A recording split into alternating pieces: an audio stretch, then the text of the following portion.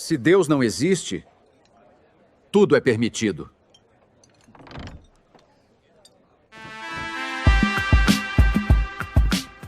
Muito bem, então hoje a gente vai falar aqui sobre fenomenologia, verossimilhança, intuicionismo, coisas relativas à moral. Perguntar, por exemplo, se a moral, propriamente dita, ela tem um subsídio objetivo ou se ela é apenas uma tendência humana de caráter gregário. Então tudo isso nós vamos ver aqui, pautado, obviamente, num pensamento da filosofia, principalmente da fenomenologia. E, claro, também relativo ao realismo aí do Xavier Zubiri, que é uma ideia que me parece muito cara à filosofia. Inclusive, para quem não sabe, Zubiri é um filósofo do século XX. Então vamos lá, a primeira coisa é a gente fazer logo de cara a diferenciação entre verossimilhança, verdade e realidade. Verossimilhança podemos caracterizar dessa forma como que uma representação da verdade. Aquilo que pode ser ou não. Por isso é muito alocada a poética. E também, de certo modo, a retórica. Então, mas o verossímil não é necessariamente o verdadeiro. O verossímil parece verdadeiro, pode ser verdadeiro, mas não necessariamente o será. Agora, como nós falamos de verdade, a gente tem que fazer uma diferenciação assim extremamente clara entre verdade por correspondência, verdade por coerência, verdade pragmática e verdade fenomenológica. Eu acho até que, de certo modo, a verdade fenomenológica é um pouco mais próxima da correspondência do que a coerentista ou a pragmatista. Mas, em resumo, a verdade por correspondência é a coincidência entre o juízo e a realidade. Tá? Uma coisa é a verdade, outra coisa é a realidade. Falaremos do que é a realidade daqui a pouco. Então, verdade é, digamos, a adequação entre o juízo e a realidade. Ponto. Já a coerência é verdade como consistência lógica dentro de um sistema. Você está propondo um sistema para explicar o mundo. Você está propondo um sistema, por exemplo, de uma cosmovisão. Então você tem que ser coerente à luz desse sistema. E quando você olha para Kant, você olha para Hegel, você olha até da filosofia clássica, Platão, Aristóteles, você está falando de grandes sistemas filosóficos e, portanto, você também tem esse elemento coerentista. Só que ele não pode se sobrepor ao elemento de correspondência. Tá? E o aspecto pragmático é a verdade funcionando como algo útil, basicamente é uma questão utilitária.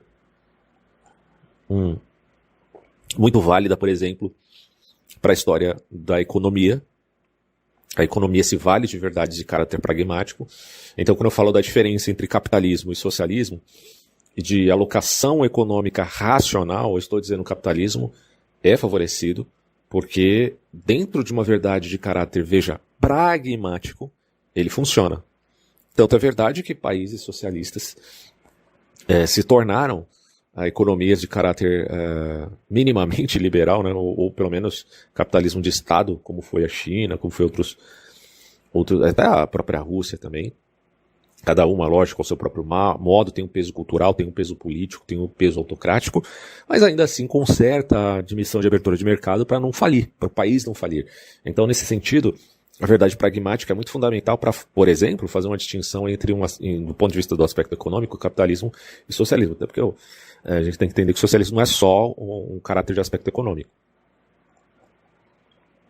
É algo que abrange também, ou até, na verdade, muito mais um elemento político do que econômico. Por isso que essa comparação entre capitalismo e socialismo é bem complicada. Porque, de fato, o capitalismo de Estado é algo que não é só econômico, mas também é uma política de Estado. E aí se compararia, sim, com o socialismo. Mas se você toma apenas o capitalismo em democracias de caráter liberal, não necessariamente o capitalismo tem a ver, assim, de modo pontual, com o aspecto político. Ele apenas é o sistema econômico vigente, que, de novo, é uma alocação racional, como diria o Mises. E aí você tem a definição de realidade, que é aquilo que existe efetivamente, independente da representação que você dá a isso em termos de verdade, ou em termos de verossimilhança, em termos de pensamento. A realidade é o que existe. Ponto. E aí, quando eu falo da verdade, e da realidade, eu estou me remetendo também àquilo que nós chamamos de inteligência inteligível. A realidade é inteligível. E a inteligência é a capacidade de alcançar a verdade da realidade, que é inteligível. Que coisa interessante isso, né?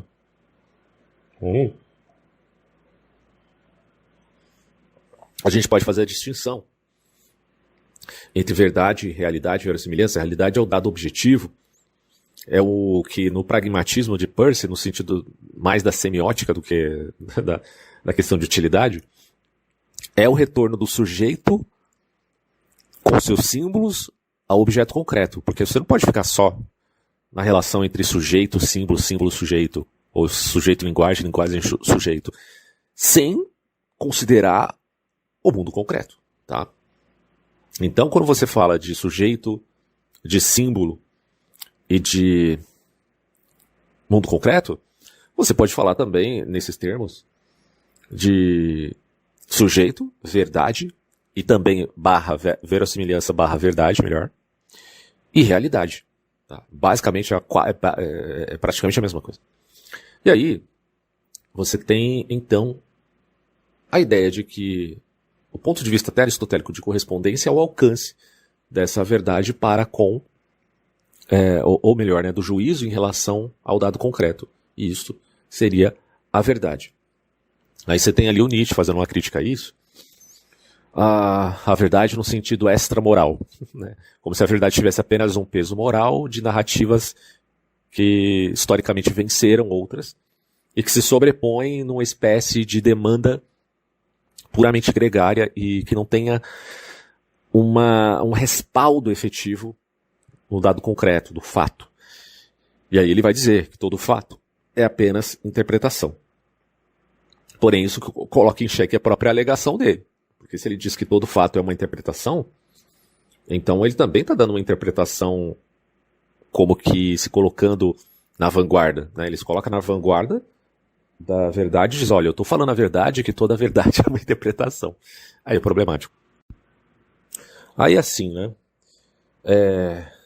Quando então você se volta para aquela ideia de intuicionismo moral, muito cara a autores de índole mais agnóstica, ou até mesmo ateus, né? Tem alguns ateus que defendem ou pelo menos tentam, eles tentam defender uma moral objetiva sem a admissão da existência de Deus, questionando justamente aquela premissa do personagem do livro do Dostoiévski, né, os irmãos Karamazov, o Ivan Karamazov, quando vai dizer que sem Deus tudo é permitido.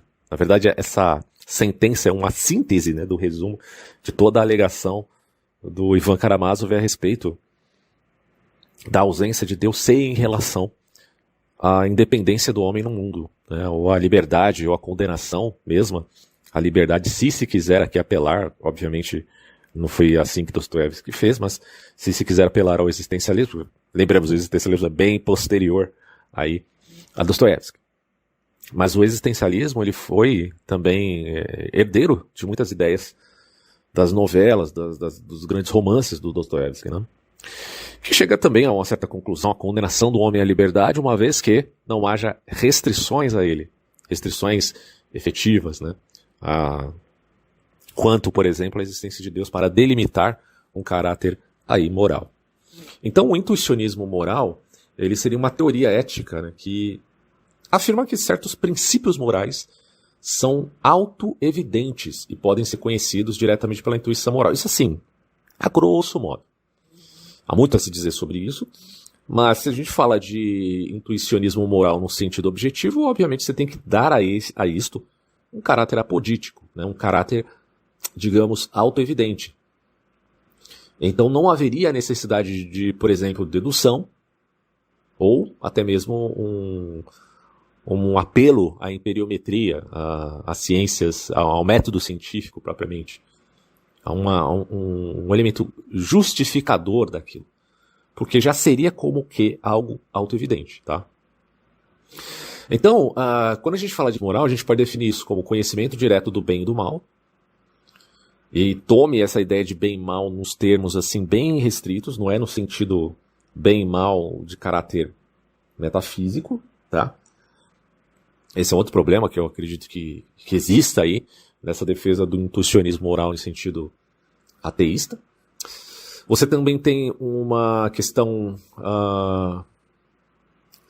que abarca o naturalismo, que uns podem ser mais naturalistas, outros podem ser menos.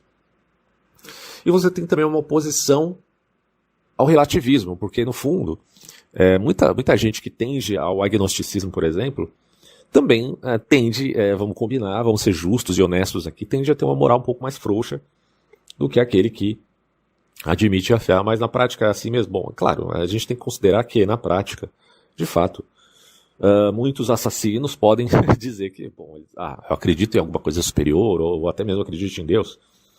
Não necessariamente uma pessoa, por acreditar em Deus, se tornará uma pessoa ilibada em todos os sentidos. Mas a questão é que esta pessoa, pelo menos em termos de justificação ética, terá um fundamento. Tá? Apesar dele poder transgredir aquelas questões relativas à moral.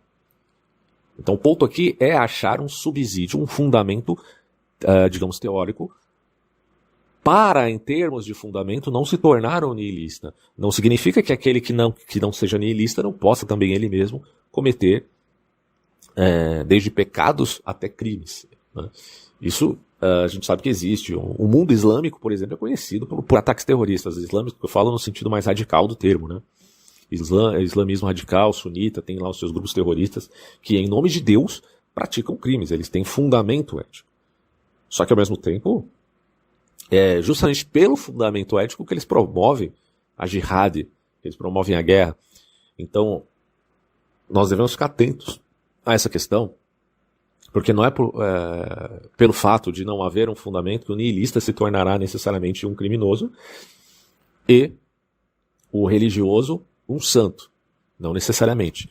Mas a alegação que eu estou colocando aqui é que o nihilista, quando faz redução dessas questões morais, porque assim, é igual o Nietzsche, né? O Nietzsche é nihilista ou ele é existencialista? No sentido proto-existencialista, talvez seja mais adequado dizer a esse respeito. Ele é um proto-existencialista, ele é um nihilista ou ele está, na verdade, combatendo o nihilismo? Se você pega, por exemplo, as obras dos Dostoiévski, tem uma obra que eu gosto bastante do famoso literato russo, que é Os Demônios. Né? Eu até tenho um vídeo no meu canal que fala sobre que é um musical, não é uma música. Eu fiz a letra lá e pedi por um site que produz música fazer o som, né? Aí ficou uma coisa bem legal até. E assim, dentro dessa temática do niilismo, Dostoiévski talvez seja um dos autores mais que se aprofundaram no tema à luz da psicologia humana, porque a literatura, no fundo, trata da psicologia humana. Então, se em Crime e Castigo ele coloca um personagem bem específico, né, que teoriza a respeito da possibilidade de se tornar um sujeito além do bem e do mal, no sentido até posteriormente veio Nietzsche aí tentando justificar na sua genealogia da moral aqueles valores aristocráticos que nós já conhecemos bem, que supostamente teriam sido invertidos pela fé cristã, o que eu acho um erro. Não acho que o cristianismo inverteu a moral aristocrática. Eu acho que o cristianismo simplesmente, na medida que valora o indivíduo, a ideia de individualismo é cara ao cristianismo, pelo menos neste sentido, tá? Especifica-se aí que a alma tem valor, e se a alma tem valor, nasce inevitavelmente o direito humano. Tá? E a partir desse direito humano, você tem que considerar, no mínimo, né, uma ética de caráter isonômico. E aí você meio que esfacela um pouco aquela tendência mais aristocrática, que torna as pessoas diferentes em seu próprio valor. Ora, é óbvio que o Nietzsche ele criticava a ideia de igualitarismo, tanto que ele é muito quisto entre grupos de extrema-direita europeia. Tá? Ele é muito bem-vindo em grupos de extrema-direita europeia, aquela extrema-direita que não é cristã, mas que quer uma volta ao paganismo. Vocês conhecem tudo isso já, aqui no meu canal expus isso em vários vídeos. Então, só que é engraçado que o Nietzsche também é muito bem-vindo em cursos universitários, somente naquilo que que convém a determinado curso, né? Naquilo que, por exemplo, se for para desconstruir algum valor mais vinculado a certo conservadorismo, então o Nietzsche é bem eficaz nesse sentido, então a gente usa o Nietzsche, né, dizem eles. Mas ao mesmo tempo Nietzsche ele tem um problema seríssimo, né, quando ele fala dessa ideia de verdade extramoral, porque, de novo, ele está partindo de um pressuposto de que a verdade muitas vezes é uma espécie de movimento gregário, quer dizer, a consciência seria, né, na verdade, fruto de uma tendência gregária dada pelo hábito, pela tradição, hábito no sentido de costumes.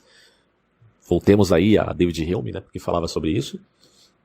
E perde-se aquele caráter fundante da verdade, ou aquela correlação mesmo entre o juízo, a faculdade do juízo e a realidade. Ou seja, essa adequação que falamos, isto é verdade.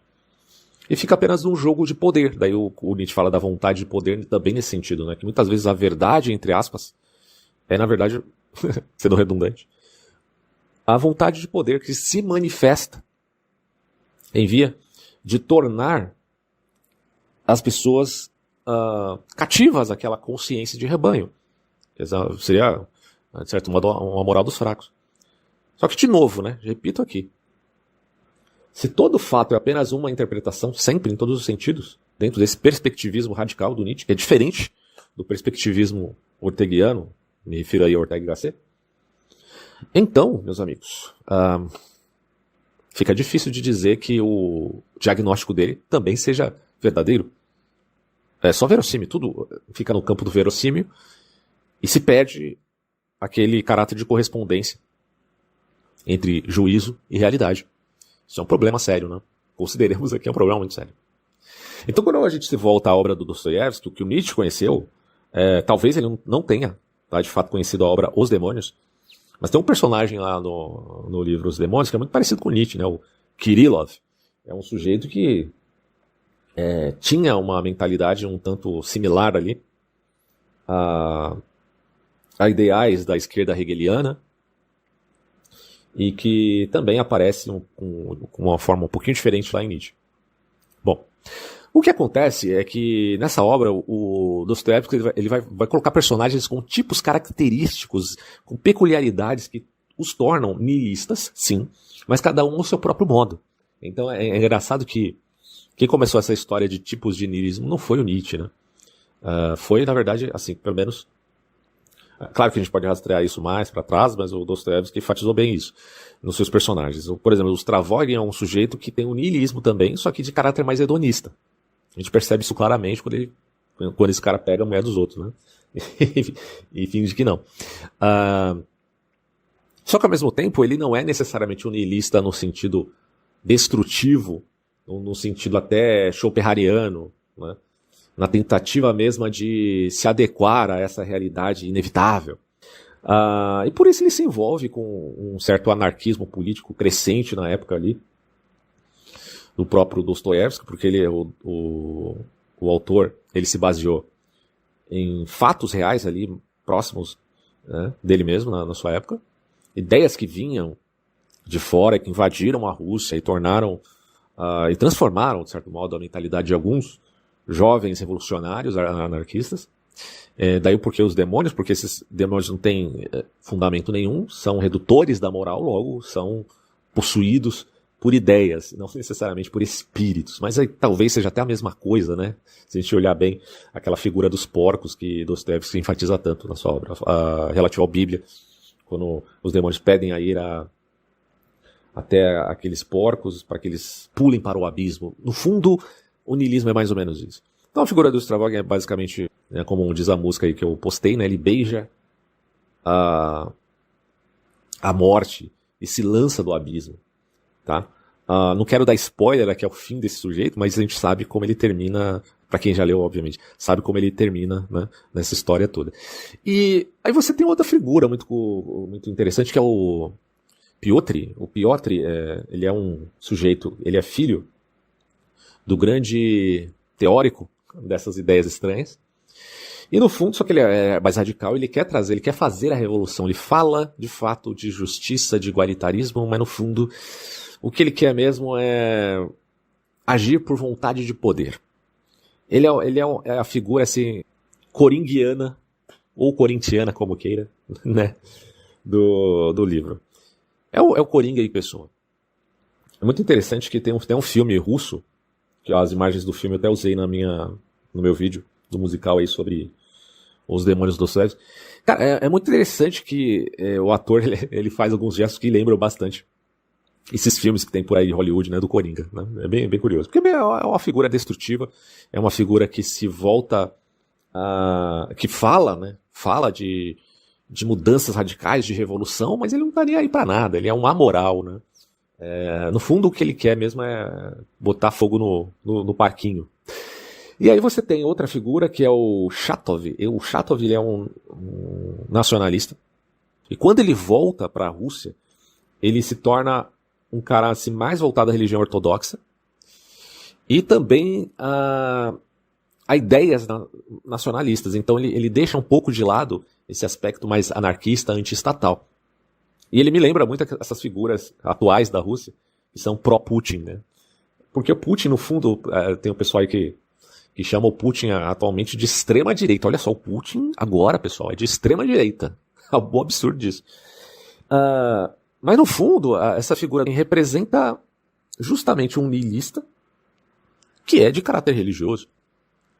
É óbvio que, dentre todos os niilistas que aparecem nesse livro Os Demônios, o Chatov, na verdade, se a gente considerar ali, pelo menos no contexto da história, não necessariamente o seria em todos os sentidos, em todos os contextos, mas no contexto da história, ele é o menos pior, digamos assim. Na verdade, é uma questão de interpretação aqui.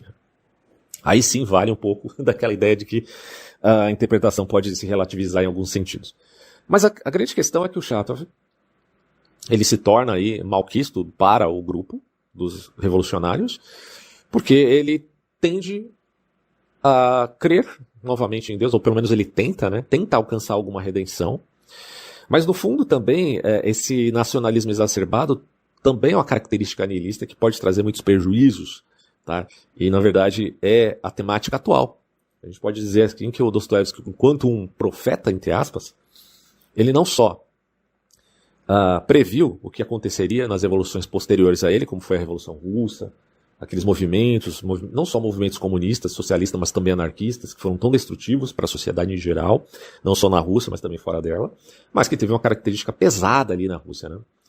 E com tantas mortes, em outros países também, obviamente, na China, etc. Esses movimentos foram, de certo modo, previstos por esse desencadear do niilismo previsto pelo Dostoiévski em suas obras. Isso é assim, um troço impressionante. Quando você se volta para o Nietzsche, ora, você vai ter um homem-ideia agora, um sujeito meio que no sentido de um Kirillov da vida, que agora, bom, não, mas o chato, pelo amor de Deus, não tem Deus, na verdade. Mas vai chegar um ponto em que nós é que seremos a voz dessa realidade, enquanto o homem se colocar, né, numa posição em que repense essas coisas, né?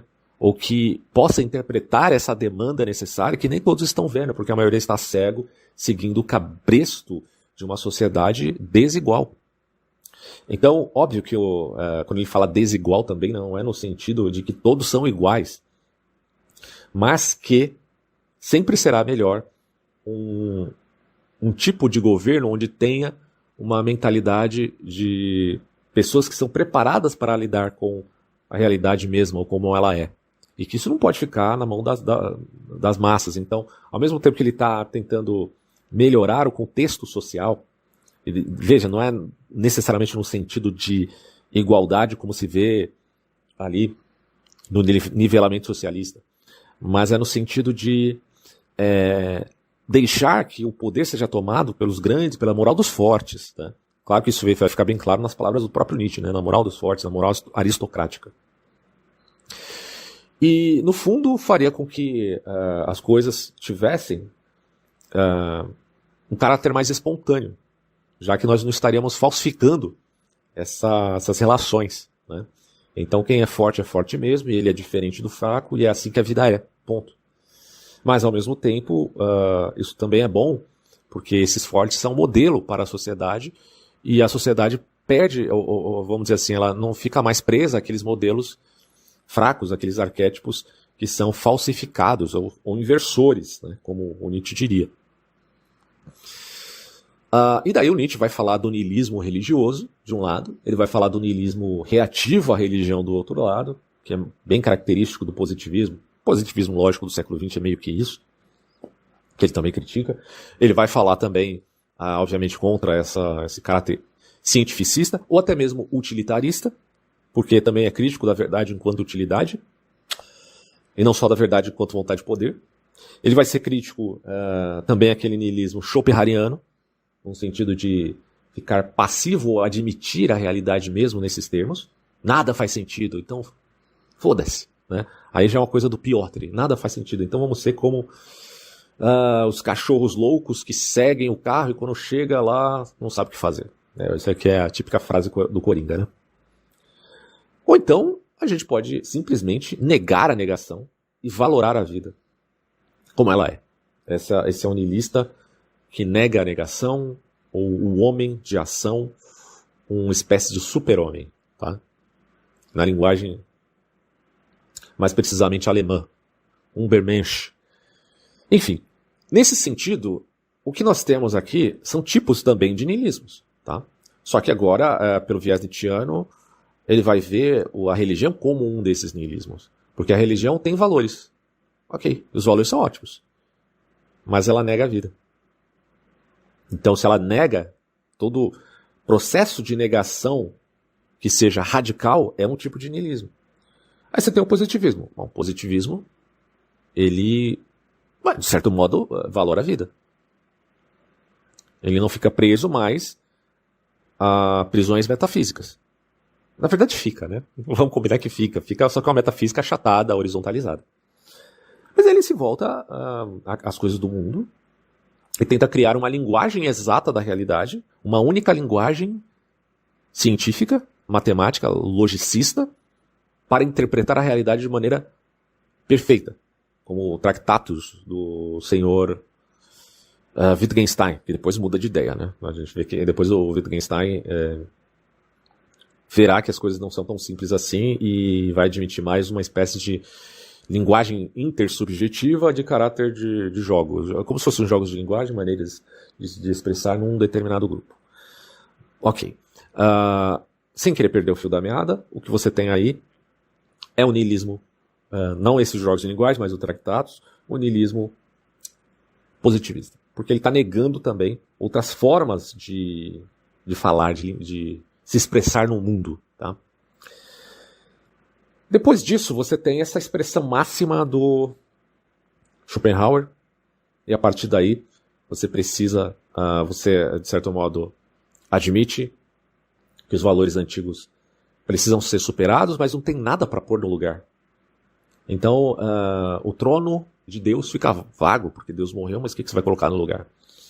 Segundo Nietzsche, o que ele deseja efetivamente é não só admitir a morte de Deus, mas exorcizar o fantasma de Deus. Tem gente que diz que, não, Nietzsche, ele só descreveu a morte de Deus. No fundo, que ele só estava descrevendo a realidade de sua época. Não, meus amigos. Ele também queria exorcizar o fantasma de Deus, do desvalor, de certo modo, mas também do negar da vida como ela é, da vida real, no sentido de amor fati, amor ao fato, amor a essa desigualdade das relações, mas não no sentido de promover desigualdade social ou de abusar das pessoas, mas no sentido de só admitir as coisas como elas de fato são.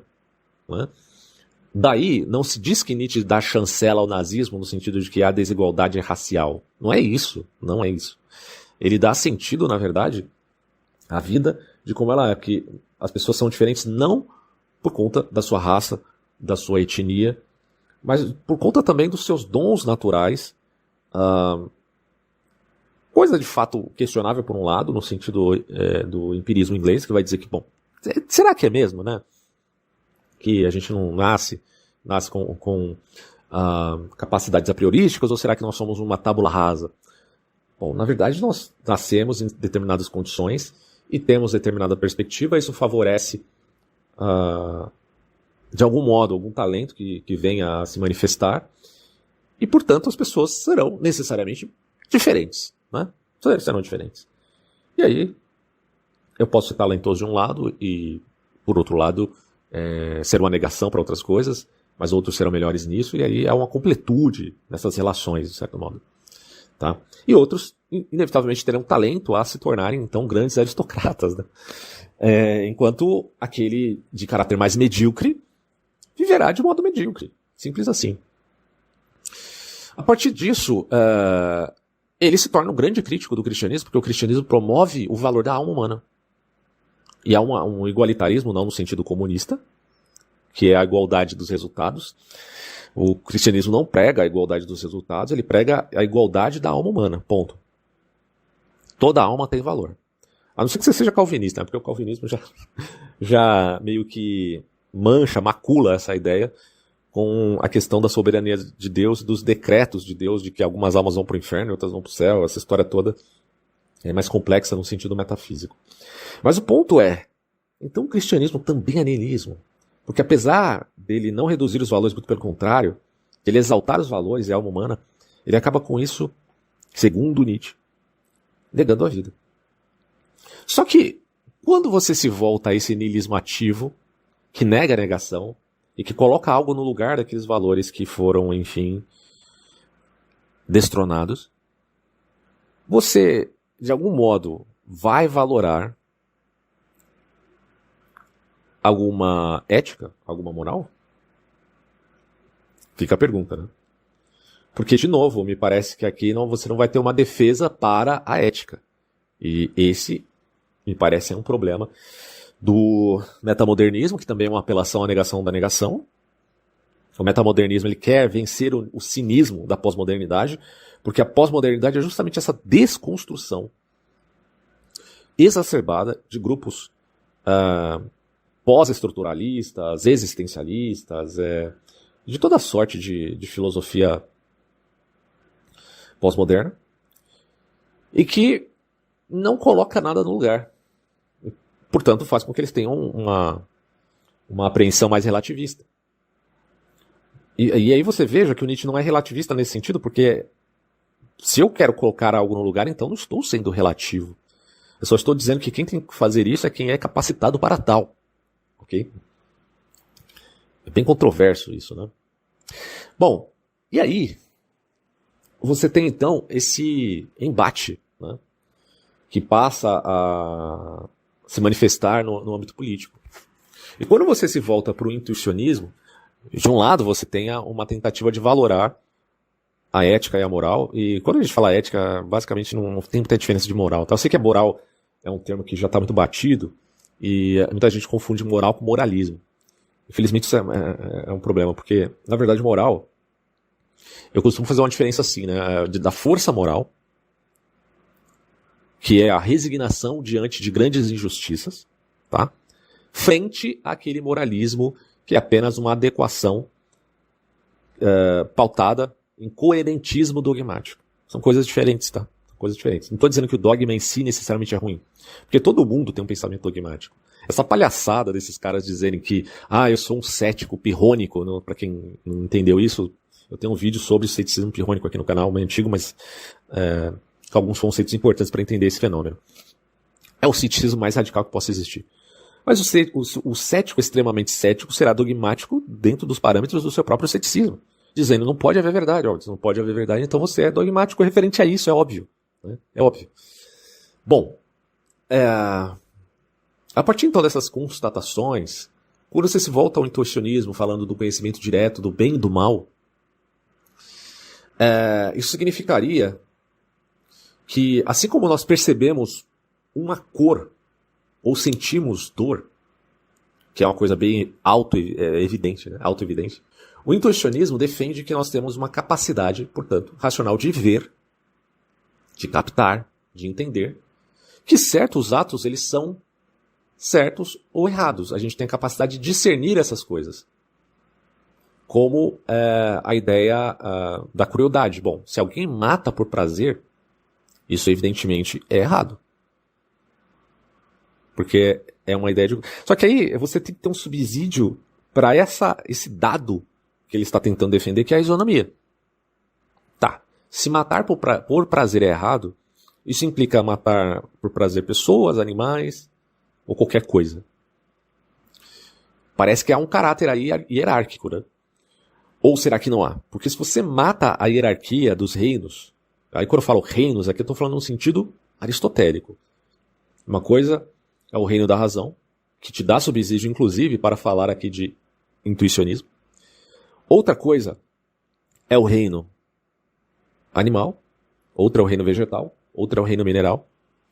Então, dentro desses elementos, em que sentido você dá valor ou concebe essas hierarquias sem um caráter metafísico efetivo?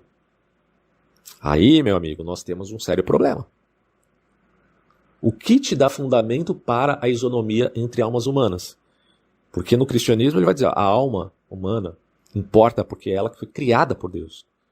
Os corpos é da relação cromossômica entre macho e fêmea. Tá? Do esperma que encontra o óvulo e gera a concepção. Mas a alma, criação de Deus, porque é a parte formal da matéria. A matéria e a forma. Isso no sentido tomista. Então veja que você perde todo esse arcabouço metafísico quando você tira de cena o personagem principal, que é não só o fundamento da moral, da ética, da epistemologia, mas também da realidade. Há um fundamento da realidade.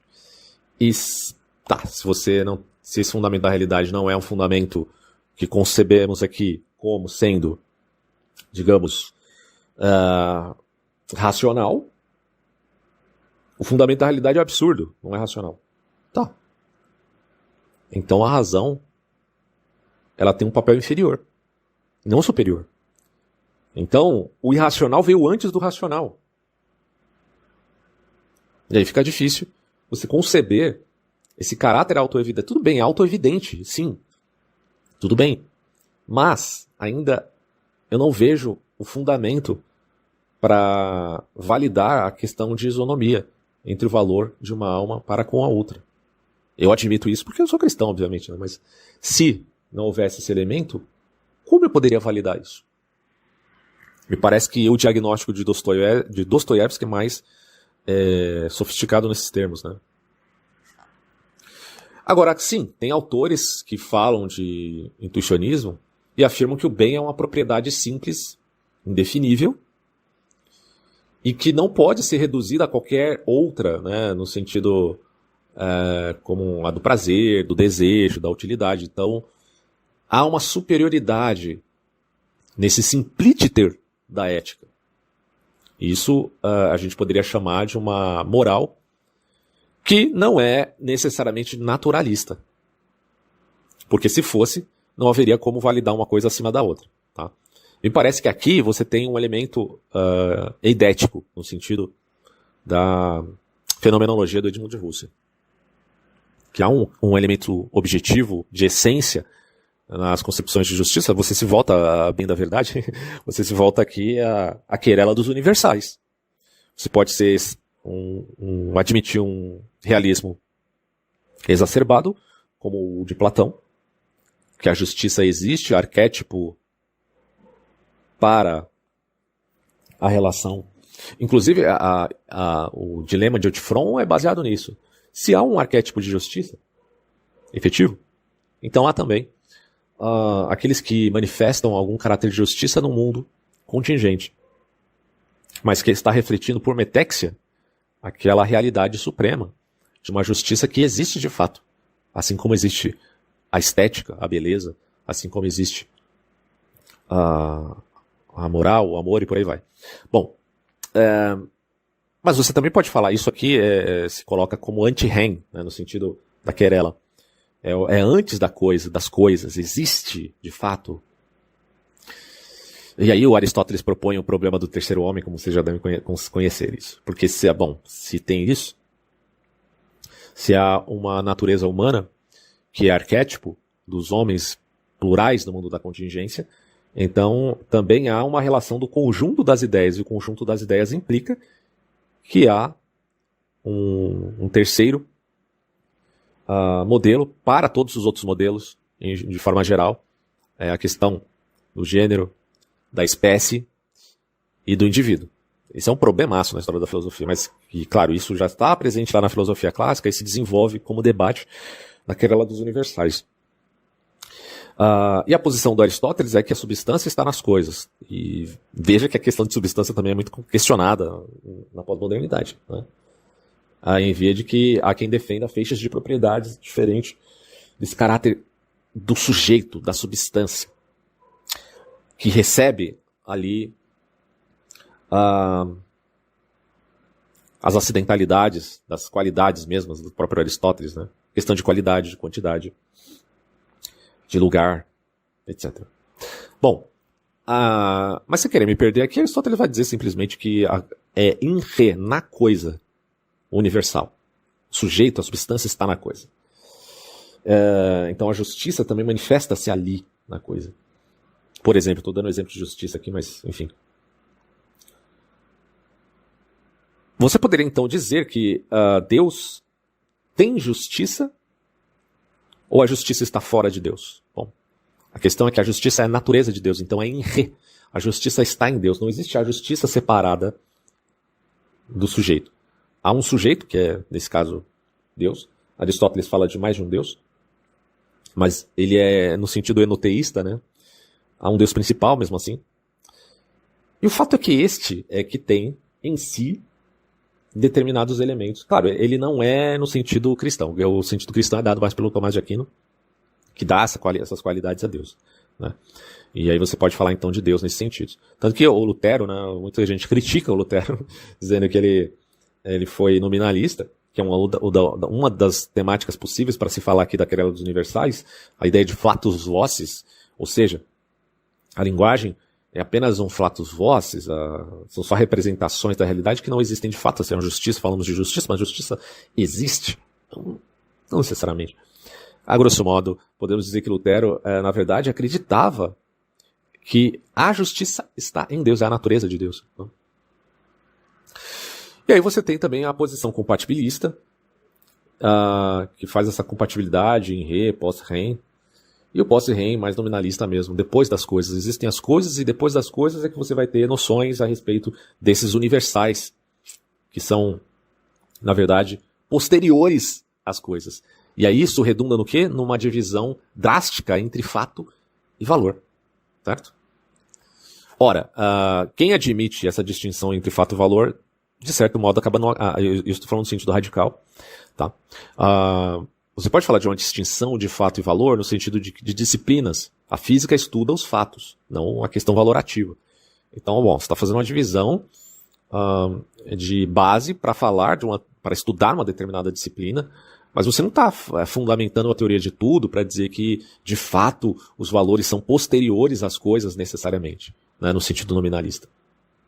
Você só está fazendo uma divisão que é local. Então, é um recorte da realidade, é uma divisão da realidade propriamente dita para falar de uma determinada realidade num sentido mais específico, mais redutor. Mas à medida que você começa a determinar que a realidade é só aquele pedaço que você está estudando, aí você cai no reducionismo perverso aí do cientificismo, né? Condenado inclusive até pelo próprio Nietzsche. Bom, e aí você pode então pensar essa querela dos universais como sendo também uma grande problemática na história da filosofia, né? Então, no fundo, um dos problemas aí dessa questão de falar de moral no sentido objetivo sem Deus é, primeiro, né, uma subjetividade claramente disfarçada, como a questão de você distinguir uma verdadeira intuição moral de um sentimento, hábito ou crença cultural. Quer dizer, fica inviável você fazer essa distinção. Também você tem a questão do fato constrangedor do desacordo moral que existe entre culturas, sociedades. Inclusive isso é muito interessante, né, porque Você também tem um peso não só subjetivo, mas tem um peso intersubjetivo, ideológico e, mais do que isso, cultural também. Né? E aí, sem o fundamento metafísico, o que você tem é uma base metafísica achatada que nega, né, a si mesmo. Então isso é um grande problema. Fica uma coisa muito flutuante e sem raízes. Agora, quando você se volta para a fenomenologia, a gente pode dizer que coisas autoevidentes, se a defesa é essa, que elas têm de fato essências. Né? E é pela intuição, intuicionismo vale aqui sim, mas a intuição da essência é que você alcança esse apodítico, esse autoevidente.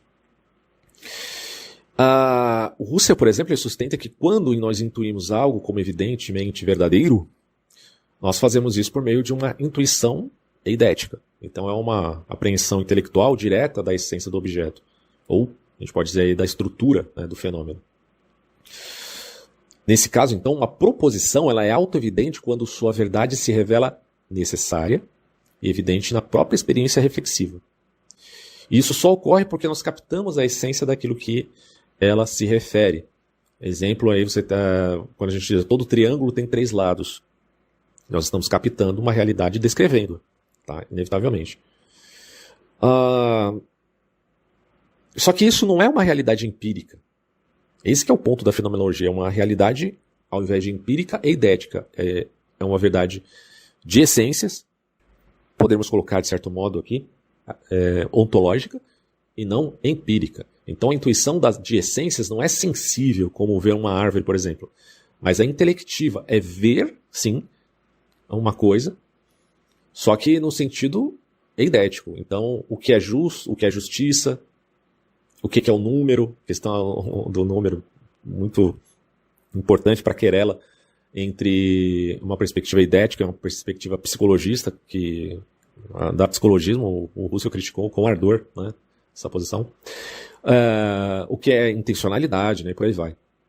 Então, para chegar a essas essências, o Husserl, como todo mundo já sabe, para quem estuda fenomenologia, ele propõe a redução fenomenológica, que é suspender o juízo, no sentido cartesiano mesmo, da hipoqué, e investigar a estrutura pura da vivência, chegando à essência do fenômeno. Então esse é um método, né, no sentido fenomenológico. E aí, resumindo, né, há um autoevidente de fato, há um apodítico de fato, certo? Porque ele se revela como uma essência diretamente intuída pela consciência. Então há um intuicionismo, sim. E essa autoevidência ela não é simples crença subjetiva, de novo. Por isso que ela tem que ter esse caráter objetivo. Essa é a defesa, inclusive, de ateus e agnósticos, né, que falam da moral em termos objetivos. Ora, se é autoevidente, não é uma crença meramente subjetiva, mas um modo de apreensão objetivo da essência do ser. Então, mas aí a admissão é que há uma essência do ser, no campo da experiência fenomenológica. Esse é o ponto, tá? Só que o intuicionismo moral, num sentido agnóstico, até o agnóstico talvez se adequasse de algum modo a isso, porque também ele não está se definindo, mas num sentido claramente ateísta, ele não passa plenamente pelo crivo da fenomenologia russeliana. E aí há algumas razões nisso. Uma delas é a ausência de fundamentação idética. Qual que é a essência dessas coisas? Quer dizer, o intuicionismo moral, ele se apoia em intuições morais como dados imediatos, mas sem proceder àquela redução fenomenológica proposta aí pelo Husserl, e sem investigar se essas intuições realmente captam essências necessárias. Ou se elas apenas reproduzem hábitos ou, sei lá, convenções culturais, né? Como é que você traça essa diferença? Daí, é muito problemático você dizer que há um intuicionismo sem essências. Porque o mero sentimento de certeza não garante a apreensão da essência. Você pode ter uma sensação de justiça. Mas, se você averiguar de uma forma mais profunda, será que você vai se adequar a isso de fato? Bom, nesse caso, o Husserl diria que seria preciso passar por um rigor de análise idética. Né? Outra questão também é a questão da consciência. Quer dizer, o que é consciência, afinal de contas? O Husserl parte do pressuposto brentano, que consciência é um fluir para fora, é uma intencionalidade. Tá? E aí, o intuicionismo, ele muitas vezes ele trata a intuição moral como se fosse algo imediato e quase instintivo. Quer dizer, é mais do instinto isso daqui do que da consciência enquanto intencionalidade. Ora, isso não é exatamente o que Russell diria, porque o Russell ele vai partir do pressuposto da intenção da consciência, porque a consciência sempre se volta para algo fora dela mesma, e isso exige uma análise formal e descritiva dos modos de doação do sentido moral, o que o intuicionismo raramente vai fazer. E o Russell exige a distinção entre o que é dado na experiência como essência necessária e o que é apenas opinião e doxa. Tá? É claro que o intuicionismo também vai fazer uma diferenciação aqui entre doxa e entre uma intuição, consideremos aqui, objetiva. Só que esse intuicionismo, muitas vezes, ele não faz essa distinção com rigor necessário, como faz, por exemplo, ou tenta fazer a fenomenologia. E aí você se perde em algumas crenças emocionais, culturais, intersubjetivas, sem deflagrar um caráter realmente universalizante. Esse é um problema seríssimo. E aí entramos na querela do psicologismo, porque o intuicionismo, quando ele não tem uma fundamentação, e aí, claro, haverá defensores do intuicionismo, mesmo sendo ateus, que vão trazer um fundamento um pouco mais perspicaz do que aquela coisa fundada apenas nos, entre aspas, instintos, né? Mas o perigo disso aqui é você cair ou incorrer no psicologismo, que é exatamente a coisa que o Russell, como eu disse aqui, combateu com rigor, né? Na sua obra ali, Lógica Formal e Transcendental, e também nas investigações lógicas. A gente tem que entender que o psicologismo, ele confunde leis do pensar com leis da psicologia, porque, por exemplo, o intuicionismo, muitas vezes, ele trata as intuições morais como sentimentos imediatos ou reações psicológicas de aprovação ou repulsa. Estou vendo uma pessoa estuprada, isso me causa repulsa, vou lá e tento salvar aquela pessoa que está sendo estuprada. Eu senti uma repulsa e agir de maneira espontânea aquilo. Então, para o intuicionista, isso deflagra uma diferença clara entre o que é certo e o que é errado. Claro que nesse exemplo, a repulsa é muito mais do que bem-vinda, né? Muito bem-vinda. Agora, se você reduz a moral a processos mentais empíricos e não a atos intencionais, enquanto consciência como intenção, sem visar as essências, aí você perde um pouco perde muito, na verdade, desse valor intuitivo que nasce também de forma gregária, né? Ele nasce de forma gregária. E aí a gente se volta à crítica do Nietzsche, nesses termos, né? Porque se a sua consciência que faz com que você tenha repulsa de um determinado ato alheio contra terceiros, bom, você tem que ver se isso, na verdade, não implica em, digamos, um sentimento gregário, ou uma consciência gregária, ou implica numa questão de fato universal. Como é que você resolve isso, né? É a crítica da verdade no sentido dessa moral aí do Nietzsche. Daí ao afirmar que algo é moralmente evidente, porque se sente que é como tal, essa pessoa acaba incorrendo numa forma de psicologismo, porque ela toma estados psicológicos contingentes como base para verdades objetivas, né? E se é psicologismo, então não tem base nenhuma. Redunda, né, num nominalismo efetivamente radical. E o Russell, para ele, uma proposição só é válida se for fundamentada em uma estrutura a priori. Se não tem uma estrutura a priori, então como é que você fundamenta isso?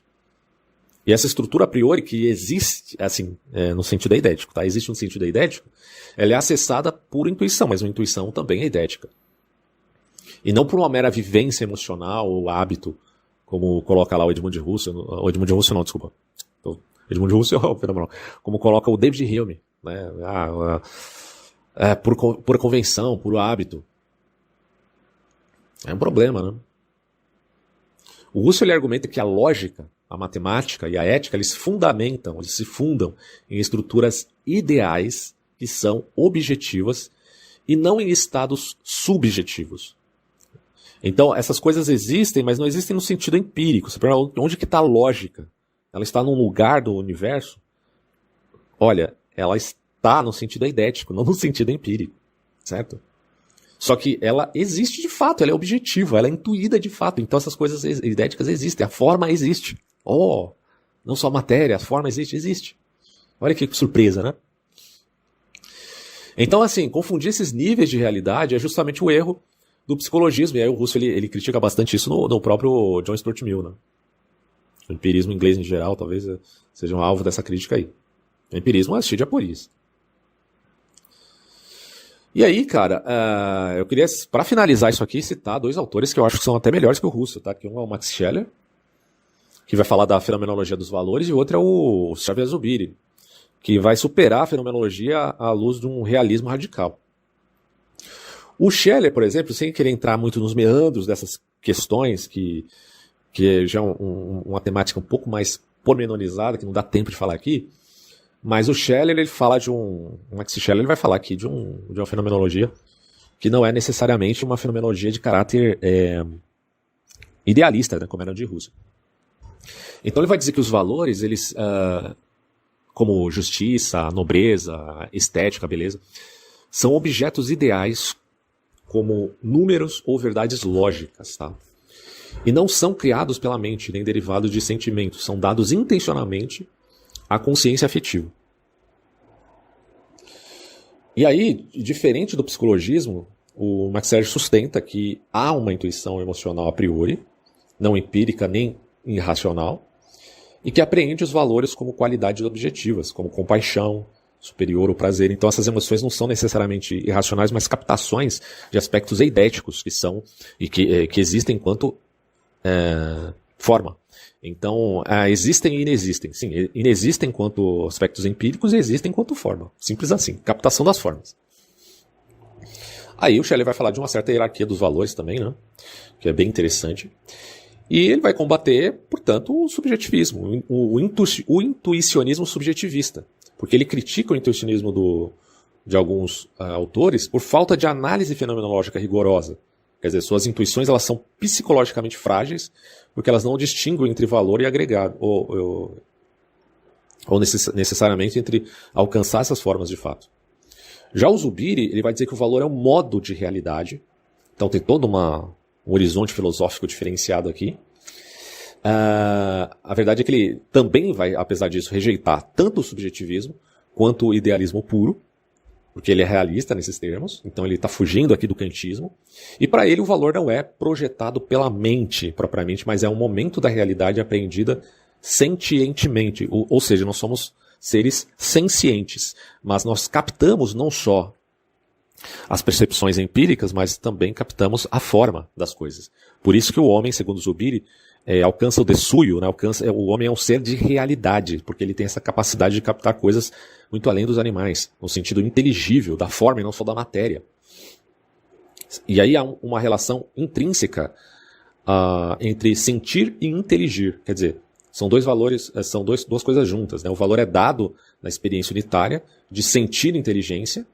Por exemplo, ao ver um ato de justiça, não apenas sentimos algo, nós inteligimos essa injustiça como real e valiosa, né? No sentido de que é valoroso nós defendermos a justiça daquela vítima, daquele vitimado.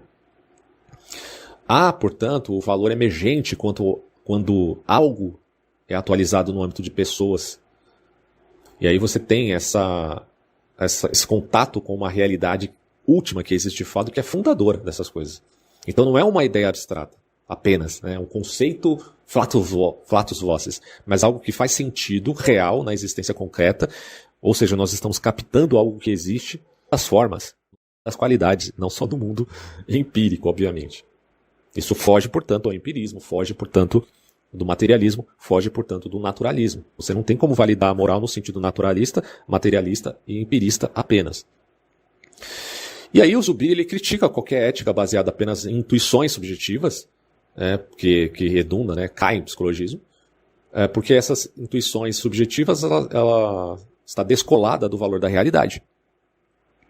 Porque você está captando a realidade, você não está inventando tudo da sua cabeça. E aí ele propõe uma ética radicalmente realista e, digamos assim, pessoal, né, nesses termos. Porque o homem, enquanto indivíduo, é capacitado a ser um animal de realidades. Basicamente seria isso, né? Outro ponto aqui importante de salientar no Zubiri é que o valor ele não é uma qualidade separada da realidade, mas é um modo pelo qual algo se atualiza na realidade pessoal. Então, o valor é real. Quer dizer, nós não decidimos entre ideias abstratas, mas entre realidades concretas com valor, que já está presente nessa realidade. Ele até dá um exemplo, né? Quer dizer, ajudar um amigo doente não é valioso por ser um bem universal, mas porque essa ação concreta, aqui e agora, me afeta e atualiza o modo de ser pessoal verdadeiro. A liberdade é a possibilidade de atualizar-se como pessoa real, porque você está captando algo real do idético e não só do mundo empírico.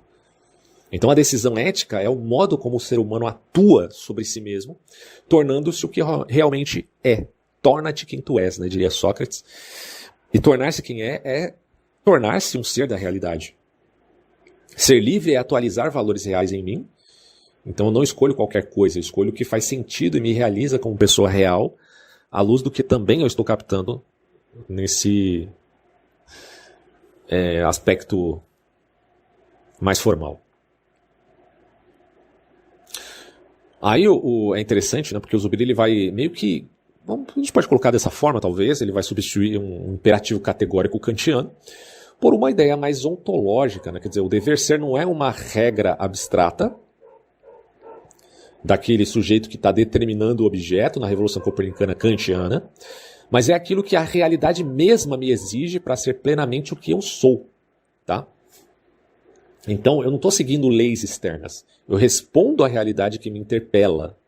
Quer dizer, o valor surge como existência real e não como imposição externa ou mero sentimento. Externa no sentido de um agregado que está impondo isso para mim. Ele está superando aqui, obviamente, aquela crítica no Nietzsche de verdade como extramoral, né? De certo modo é isso.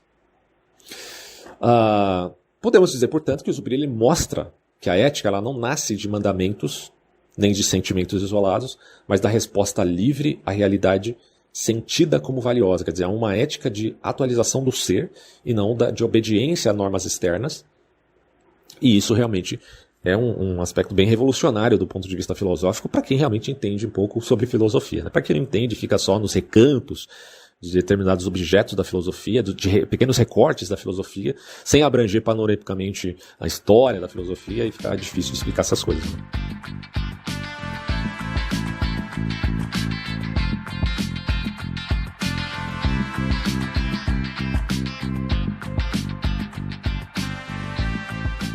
Bom, mas cabe ainda explicar de maneira um pouco mais detalhada o que seria a verdade no sentido extramoral do Nietzsche, né?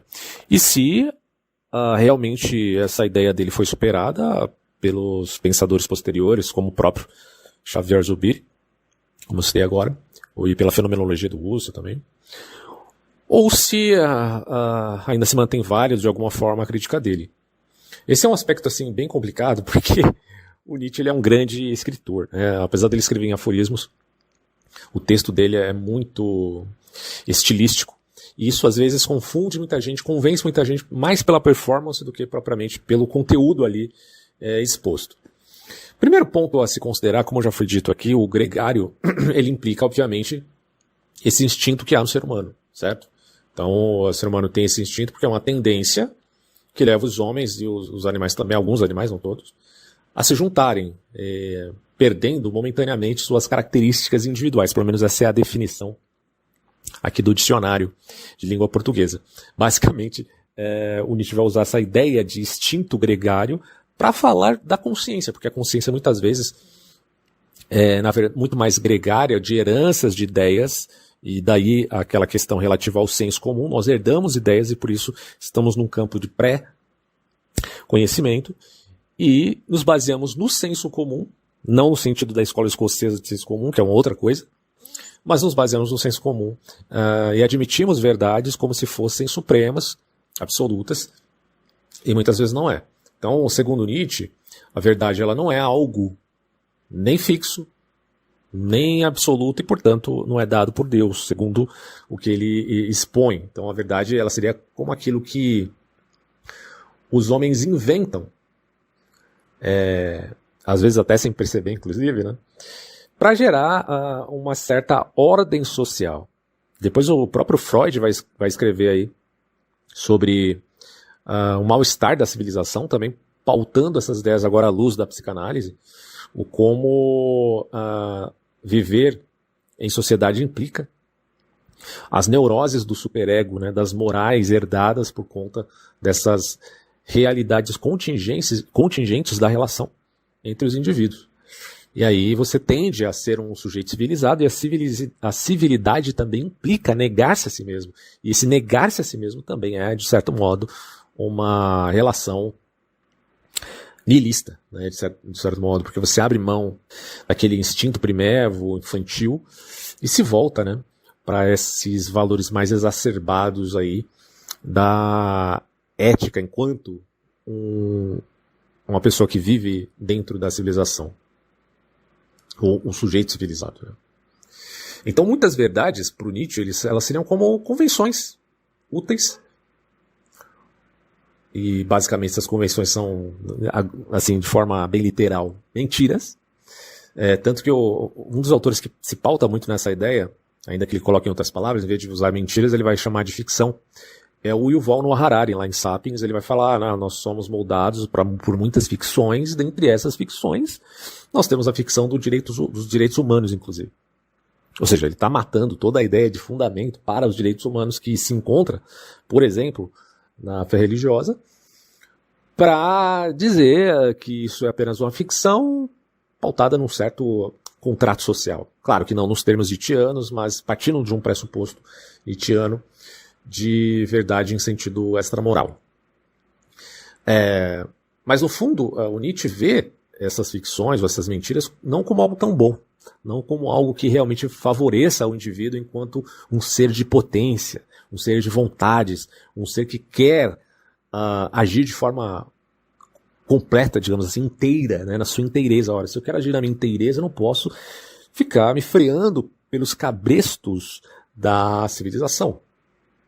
Então, segundo ele, buscar a verdade como o fizera Platão, Aristóteles, Jesus, Paulo, os religiosos, os filósofos, etc., pode às vezes, ou geralmente, nos afastar da vida, ou seja, da realidade. Porque a vida é a realidade, né? E lembrem daquela diferença que eu fiz inicialmente já entre verdade, realidade e verossimilhança. Há um afastamento da realidade por conta dessa busca de uma verdade, seja ela uma verdade utilitária, seja ela uma verdade coerentista, coerente, muita gente quer ser coerente em tudo, e acaba, segundo Nietzsche, negando a vida. Isso tem um lastro de verdade, tá? Não está mentindo nesse ponto. Tem um ponto interessante para se verificar. E também acaba caindo naquela verdade em sentido, às vezes, até existencial, né? A verdade como desvelamento. Né? E, na verdade, o Nietzsche ele está dizendo, mais precisamente, que a verdade é uma metáfora, que esqueceu que é metáfora. É muito curioso, porque ele é bem persuasivo nesse sentido. Né? A metáfora se esqueceu que é metáfora, a metonímia se esqueceu que é metonímia, o antropomorfismo se esqueceu que é antropomórfico. Então, essa busca da verdade, muitas vezes, nos compele a prisões de caráter metafísico e nos impedem de alcançar a liberdade, a criatividade, ou até mesmo o amor fati. O amor fati que implica uma coisa meio estoica, né, da vida como ela é, nos seus prazeres, nas suas dores, etc. Daí a verdade, ela deve ser pensada fora das convenções, sem os dogmas rígidos dessas mesmas convenções, e sem esse enviesamento gregário imposto por nós pela tradição, ou pelo conservadorismo. Ele é um crítico nesses termos do conservadorismo, e validando uma ideia de transvaloração dos valores. Isso está interligado à grande narrativa de Nietzsche, em sentido dos seus pressupostos nihilismos históricos, que passa da religião ao positivismo, como já disse, do positivismo à passividade, e da passividade em sentido schopenhaueriano, a uma ação humana deliberada de afirmação da vida em sentido dionisíaco. Isso aí eu exponho, inclusive, no meu livro sobre Agente do Caos, baseado no filme do Christopher Nolan. Eu relancei esse livro, pessoal. Quem quiser comprar, fiquem à vontade. É um livro que é um repensar de caráter filosófico, à luz da tradição filosófica mesmo, a respeito do filme. Então não é um comentáriozinho do filme, é uma visão filosófica do filme, dos temas que são tratados no filme de ordem filosófica que eu trago então para o campo da filosofia e não só do entretenimento, né, que é a arte cinematográfica. Algo além aí, tem uma análise filosófica efetiva. Bom, trazendo obviamente os problemas do próprio aspecto nietzschiano, como eu vou traçar aqui ao final. Então, nesse sentido, a verdade deve ser pensada fora da convenção, sem os dogmatismos rígidos. Aí você pensa, então quer dizer que Nietzsche está falando que a gente tem que, para alcançar a verdade, a gente tem que abandonar as ficções da tradição? É isso que ele está falando? Não necessariamente. Tem muita gente que acha que mas não é isso. Veja bem, verdade em Nietzsche é uma metáfora que esqueceu que é metáfora. Para ele, a maioria das verdades são, de fato, construções históricas. Então, nesse sentido, ele sabe que as verdades fora da convenção também são ficções, e daí o que ele deseja é nos convencer que sempre estamos lidando com ficções ou interpretações, e não com o fato em si. Por isso, de novo, ele vai dizer, não existe fatos, mas interpretação dos fatos. Isso relativo principalmente à linguagem. Porque lembrem, a verdade é o quê? Segundo Aristóteles, uma correspondência entre a sua faculdade do juízo e o mundo concreto. Só que, para expressar esse entendimento que eu tenho, dessa captação da realidade, como diria Zubiri, eu preciso do quê? Preciso da linguagem. Não é isso? Bom, só que ele está dizendo que a linguagem já é uma interpretação, já é um problema, por isso que eu também falei aqui do Wittgenstein, que levanta o problema da linguagem, e de outros autores, que também falam a mesma coisa. Bom, a questão é que a proposta do Nietzsche é a seguinte: considerando a presumida, digamos assim, decadência dos valores religiosos, seja eles cristãos ou em outras culturas também, você vai falar da decadência budista, de outras, enfim, ramos de niilismo que não são necessariamente produto ocidental,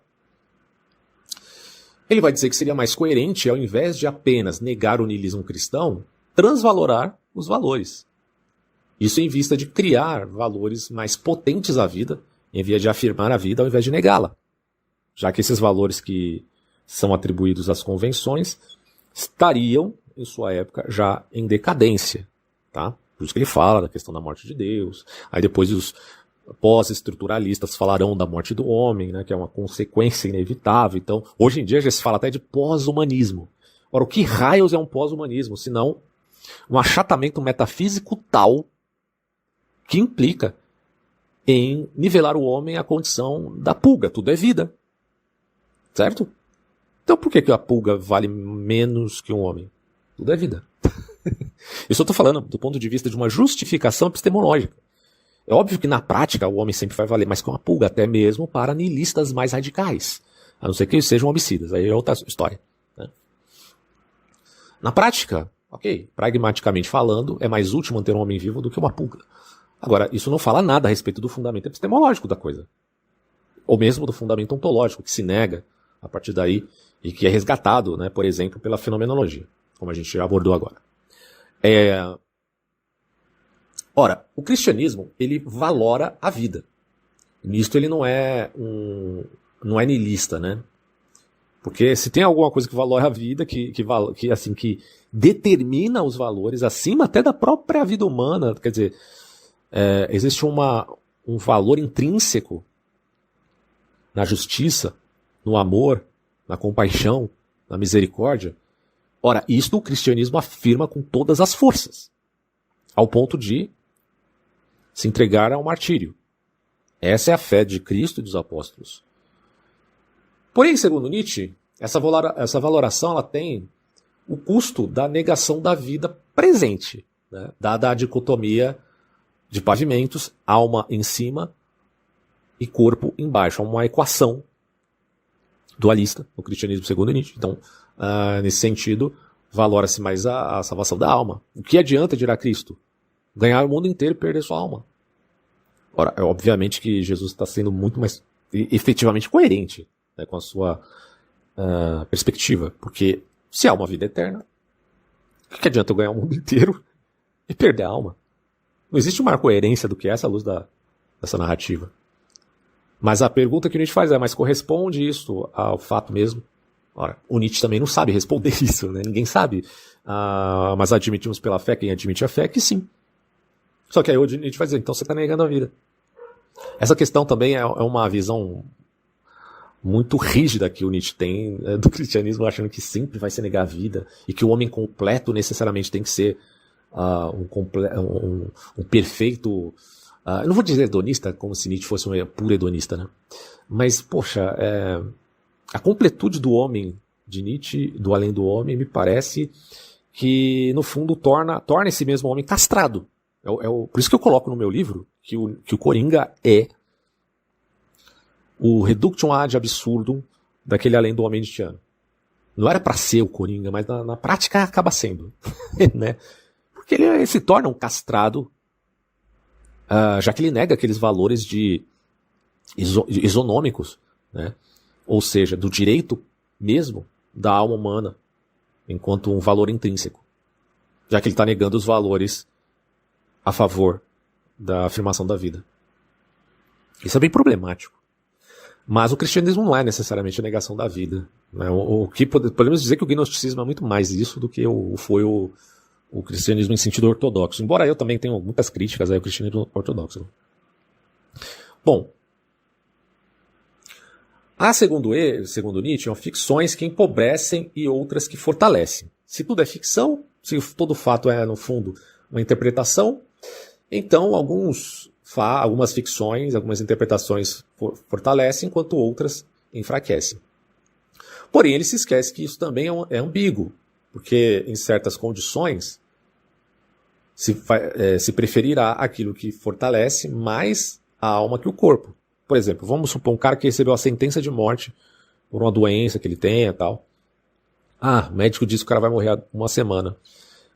Será que esse sujeito vai conseguir viver nietzschianamente? Pode até ser, mas vai chegar um momento ali que ele vai cair uma puta depressão, né? Vamos combinar. Não tem esperança nenhuma pra você, pra uma vida futura? Puxa vida, hein, cara? O Nietzsche vai dizer que isso é covardia, mas essa psicologia pode ser invertida também, né? Desculpa falar, mas o pessoal que gosta de criticar a religião dizendo que a religião é uma muleta. Mas a gente pode inverter essa psicologia também, né? E dizer que aquele que nega a religião nega por um fator psicológico, já que Deus é tão restritivo assim, não é verdade? Se é para psicologizar, meu amigo, vamos psicologizar, né?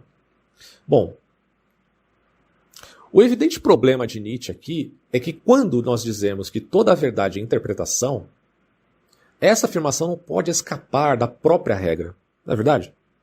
É a famosa paralaxe cognitiva do Olavão, né? Que se tornou inominável, né? Para qualquer pessoa que escuta o nome, né? Carvalho, aí, nossa, já é extrema-direita, já é um condenado. Calma, nesse ponto ele estava certo, pelo amor de Deus. Isso aqui é uma paralaxe. Bom, a grande realidade é que, quando dizemos que toda a verdade é interpretação, essa afirmação não pode escapar da própria regra, o que parece colocá-la em contradição performática. Aí tem muita gente que vai usar o termo paradoxo ao invés de contradição, né? Só que, infelizmente, muitas vezes o nome paradoxo é apenas o nome mais bonito para contradição, e é um problema, né? Mas nem sempre, tá? Óbvio que eu admito que é paradoxo, mas paradoxo é diferente de contradição. Ou de aporia. Aporia é a perplexidade de algo que aparentemente não tem solução, mas uma contradição efetiva nós sabemos, existe. Não é necessariamente um paradoxo. Aqui é uma contradição, Nietzsche, tá? Então, contradição performática, porque ela se apresenta como verdade ao negar a possibilidade de verdades. É isso que ele está fazendo. Quer dizer, o Nietzsche ele não assume que está fazendo uma afirmação a priorística, embora ela funcione dessa forma, como algo a priorístico. Então, quando ele diz que, tudo é ficção, então não tem problema, mas há ficções que permitem mais potência à vida do que outras, então vamos inverter ou transvalorar os valores, mas isso aí não fica meio que um argumento um tanto utilitarista, né, Nietzsche? O Nietzsche não gostava muito do utilitarismo, mas aí, como é que você escapa disso, então? Se fica só um elemento útil para uma vida mais potente. Bom, o que Nietzsche faz é, na verdade, um tipo de golpe de retórica e estilística. Ele nega os fundamentos, mas escreve como se estivesse no lugar de força interpretativa superior, mas sem provar que realmente tem razão. Então, essa talvez seja a minha maior crítica a esse filósofo, embora eu reconheça, sim, que algumas críticas dele são válidas à luz de algumas convenções que se colocam como verdades, mas são apenas dogmas rígidos que impedem de alcançar algumas outras verdades. Por exemplo, a gente pode falar de interpretação dos fatos. Sim, eu admito que muitas vezes o fato é, na verdade, interpretação do fato. E que muitas pessoas chamam isso se esquecendo que são interpretações, não fatos mesmos. Tá? Essa confusão é correto, de fato acontece. Existe um viés de confirmação em todos nós. Mas será que sempre... Será que não há um nível, assim, vamos colocar... se tudo é interpretação, não tem interpretações que estão mais próximas da verdade do que outras? Ou você vai nivelar tudo por baixo? Não tem como nivelar tudo por baixo. Então, vamos lá, tem interpretações mais próximas da realidade do que outras. Então a gente considera que há aí uma forma de discernir a verdade da mentira, a falsidade, daquilo que é verdadeiro, e por aí vai o certo do errado também, né? Como nós colocamos aqui nesta novo link em sentido eidético de fato e valor. Isso precisa ficar claro, cara. Então, muitas vezes a verdade tem um peso mais cultural, como por exemplo, o pessoal da esquerda vive batendo nessa tecla. Bom, mas na história, as mulheres foram injustiçadas, os índios foram injustiçados, existiu uma validação da escravidão. Isso é um absurdo, porque hoje ninguém mais aceita isso. Então, de fato, a moral, ela é não só flexível, como relativa aos tempos. Tá, mas vamos combinar que esse relativo não implica negar um princípio da moral, porque se não há princípio nenhum, então esse relativo não se sustenta em lugar nenhum. Logo, tudo se torna apenas um contrato social. O que implica em que você clama por justiça de uma justiça que, no fundo, é apenas nominal. Você, um nominalista clamando por justiça. É estranho que isso faça algum sentido, desculpa. Né? Agora, se você admite que há um princípio para determinadas verdades, um princípio de caráter eidético, olha só, aí faz sentido que a verdade em sentido contingencial torne-se diferente porque há ênfases diferentes em contextos diferentes. Então aí sim vai ter uma conjuntura diferente e o manifestar pode parecer diferente, mas tem princípios que não foram negados, tá? De caráter eidético. Eu estou falando tudo a grosso modo porque a fenomenologia é uma coisa bem complexa, tá? Mas isso nos ajuda a entender que a ética não pode ser só situacionista, pessoal. Ela tem que também, apesar de abarcar o contexto, a contingência, a situação, tem que ter um elemento também que seja um princípio que subsidie até mesmo essa conjuntura do devir, do vir a ser, das mudanças, das alterações, dos processos. Por isso que eu não sou a favor da filosofia do processo, quando ela se esquece de que deve haver um princípio axiomático para a objetividade dessa relação de coisas quando se diz tudo é relativo. Na verdade, não é tudo que é relativo. Algumas coisas o são, mas não tudo. Tá? Inclusive a ideia de princípio. O princípio não pode ser relativo, pelo amor de Deus. Bom, mais algumas questões culturais, como a questão da escravidão e outras, realmente, velho, isso daí foi superado. Tá? Porque não era pautado na forma idética da percepção do homem tem do fato valor. Em algum aspecto, sim.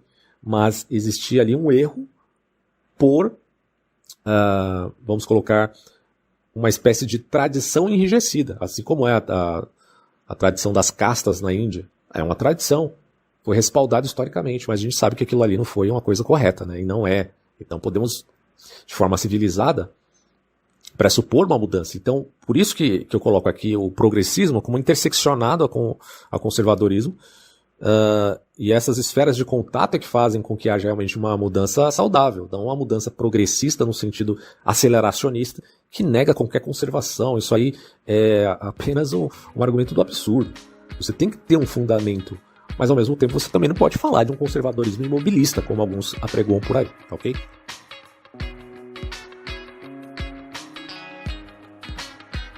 Muito bem, agora para fechar então esse vídeo, afinal de contas, sem Deus, de fato, tudo é permitido à luz da fenomenologia, seja ela mais idealista, seja ela mais empírica, em Edmund de Husserl, respectivamente, também Max Scheler, seja no realismo do Xavier Zubiri, ou até num determinado intuicionismo que abarque a objetividade dessas realidades essenciais, mas às vezes tratando elas até como algo abstrato? Será que essa perspectiva de personagens dostoievskianos, né, podem se sustentar diante dessas filosofias mais sofisticadas aí, principalmente do século XX? Bom, nós podemos considerar primeiro que este é um grande desafio aí para o realismo moral, não naturalista, ou seja, explicar o fundamento dessas propriedades que são, como nós temos, né, enfatizado aqui, como essências. Por exemplo, a questão das lógicas, da própria matemática. Você tem aí o princípio de Gödel, por exemplo, que vai fazer uma crítica ao fato de que a matemática não se justifica por si mesma. Ou seja, a matemática sempre está apontando para uma outra coisa. Tem até um livro que fala sobre essas descobertas do Gödel, do Kurt Gödel, que é muito interessante, cara, que se chama A Prova de Gödel. Então, quem quiser baixar consegue achar aí na internet facilmente, chamada A Prova de Gödel, de Ernest e James Newman. Cara, é um livro muito bom, recomendo bastante.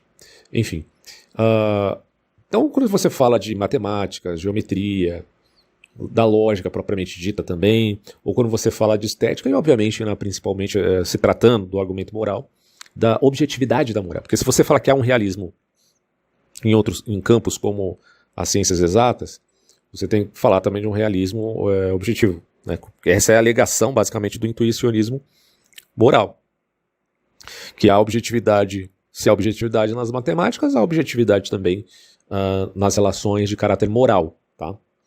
Então, muitos filósofos, eles, por exemplo, acreditam que as verdades matemáticas, embora abstratas, dependem de um fundamento ontológico. E isso é muito além dessa perspectiva de mera abstração.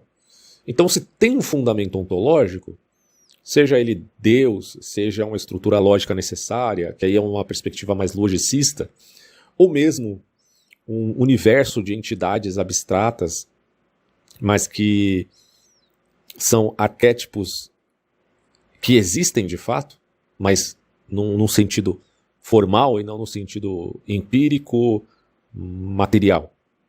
Como diria Platão, essas são hipóteses que a gente pode fazer.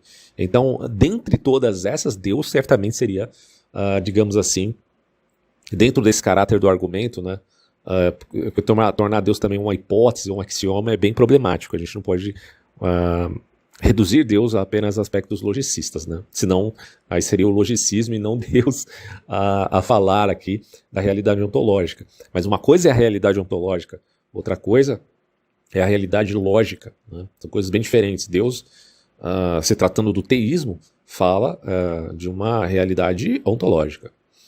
De qualquer forma, essas são hipóteses possíveis, hipóteses sustentáveis. Então, se não se quiser falar de Deus, alguém vai apelar ao puro logicismo. Mas ainda assim, ele teria que admitir que essas propriedades devem ter um caráter de essência. E aí, quando eu falo essência, de novo, se voltando aqui ao Edmund Husserl, nós estamos falando aqui de natureza. Qual a natureza dessas propriedades, dessas realidades, basicamente? Dessas realidades que são, veja bem, necessárias. É a velha pergunta, bom, se essas coisas existem, se essas propriedades existem, porque a gente está falando que são além da psicologia humana, ok? Se elas existem, onde elas estão? Onde se abarca o seu fundamento? E aí a gente poderia incluir aqui a ontologia em sentido fenomenológico do Husserl, voltando àquela ideia da fenomenologia, aqui lembrando, acho que tem que deixar sempre claro esse ponto. Uma coisa é o Husserl e a fenomenologia, outra coisa é o Platão e os arquétipos.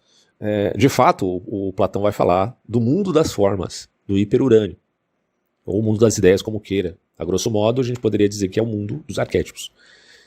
Mas, veja bem, o Husserl, ele está falando de propriedades eidéticas que existem e inexistem, mas que, de fato, se a gente apelar aqui à fenomenologia, ela não tem necessariamente aquele caráter transcendental do Platão, mas ela tem um caráter um tanto imanente que se manifesta à luz da consciência.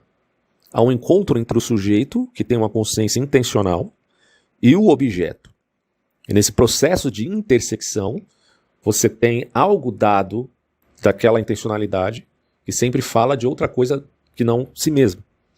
Então, nesse aspecto a gente poderia falar dessa natureza idética da relação noesis e noema, tá? Eu não vou explicar, como eu falei, isso aqui é só uma síntese básica da fenomenologia, eu não vou entrar aqui nos meandros da fenomenologia, tem até um vídeo que eu falo mais detalhadamente sobre o assunto, utilizando aí a síntese da história da filosofia do Reale, mas obviamente que existem muitas nuances ali no pensamento do Husserl, mas a gente pode fazer pelo menos de início, né, essa diferença entre Husserl e Platão, uma coisa mais transcendente em Platão e outra mais imanente, digamos assim, pode ser até mais idealista, né, transcendental, em Husserl. Lembrando que o Husserl, Edmund Husserl, não confundir com o Russell, o Bertrand Russell, grande matemático, né, que se decepcionou muito com o Kurt Gödel, mas enfim, se decepcionou consigo mesmo, na verdade, né? À luz das descobertas de Gödel. Mas enfim. Bom, só que aí você tem aquela questão também vinculada ao intuicionismo moral, que não tem necessário compromisso com nada transcendente e nem mesmo com essências ou com naturezas que sejam em sentido fenomenológico, pelo menos, né? Ainda que sejam objetivas. Isso é um problema, porque geralmente o intuicionista ele sustenta que essas propriedades simplesmente existem como fatos brutos, necessários, e se a gente está falando de fatos brutos, a gente está falando de algo necessário, eterno, independente. Lembrando que Nietzsche não concordaria com isso, sinceramente. Você não pode confundir intuicionismo ou moral com uma ideia, por exemplo, vinculada à filosofia nietzschiana. São coisas bem diferentes. Tá? Mas o fato é que eu acredito até que o próprio Nietzsche questionaria isso, né?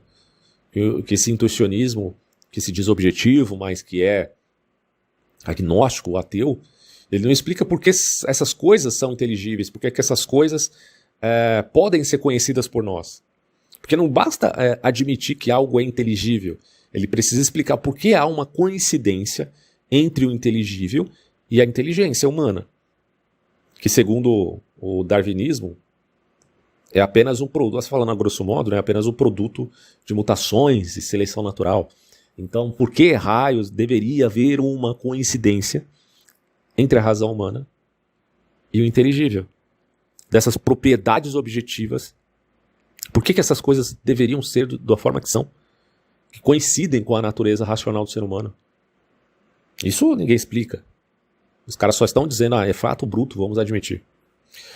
A grande questão é que a nossa razão, ela possui a faculdade, vamos colocar o nosso ser em geral, né? Não vamos reduzir isso apenas à mera razão. Mas a gente pode dizer que nós temos uma faculdade intuitiva que nos conecta a essas verdades do mesmo modo que nós entendemos que 2 mais 2 é 4. Bom, essa é uma alegação interessante, mesmo para aquele que alega que não há Deus.